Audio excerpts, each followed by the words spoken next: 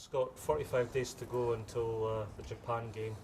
How do you feel the squad is shaping up? Well, it's definitely more competitive for spots anyway, and that's a good thing. The summer tour was great for that. And a couple of younger players have stood up at the regional level as well, which is adding good pressure to positions that are not notoriously strong. And I think Mark Bennett's form's been superb. It's really nice to see Dunbar playing good club footy again, and that's fantastic. And Johnny Gray coming through. So that puts a bit of pressure on everyone as well. I think it's an important step for the growth of this team again. We talk about Six Nations coming up next year and the following year and the growth of this team. So those younger players coming through puts pressure, like I said, and that puts a great interest in this upcoming series because it gives an opportunity to expand the squad again. You spoke a lot during the summer in South Africa about finding out about players.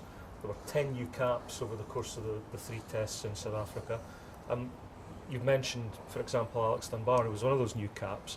How do you see these guys developing? Do you see them as people who will figure within the squad, be competitive within the squad? Alex Dunbar's form's been superb, I think. I think he's grown from the tour. He got a chance. He didn't play well the first test match by his own admission and mine as well. So it's the fact he didn't play well, but he come of age in the tour against formidable opposition. So I was really pleased with that, but more pleasing is the form that he's gone into the year with at the start of the year. And he's an imposing athlete, so there's growth in that lad, and it's good. And then we left a couple of players behind home as well, so that puts pressure on all. I want pressure. I think we talk a lot about it's not a right to play for Scotland. We want some depth. We want to have a look and have difficulty as selection panel trying to come up with the best 30 for a World Cup. That's the ideal scenario. There's a lot of growth in this team, and part of the process is us getting the right experience in the team come big tournaments. So whilst they're friendly test matches, I don't like using a word like friendly as an adjective before a test match, but the fact is we've still got to find out what's out there for this group and make sure that we're challenging each other. And if we've got the right mix there and we've got competition, we'll beat anyone on our given day. You're about to head off to South Africa as part of the fact-finding process ahead of the tests. How do you assess the current form of our 3 opponents in the autumn, Japan, South Africa and Australia? Well, Japan's an interesting one. You hear so much. The world order's changing a little bit, and Japan's taking rugby seriously now because they've been given the 2019 World Cup.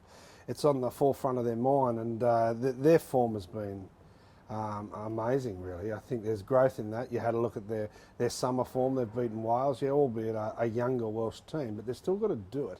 And they compete against sides that are ranked higher than them because they're taking rugby seriously, as I said, and they've got a lot of foreign players over there. The younger players are developing, and they've got good coaches. So people who think that Japan's what it used to be are kidding themselves. It's a quality side that we're playing first up. South Africa's form's been superb. Since our scare that we gave them over in Nelspruit in the summer, I think their form's been wonderful. It'll be interesting to see how they go the next couple of weeks. I think they've been probably largely the form team of the championship, the way they're playing, a combination of brute force and a bit more flair. It says they're dangerous.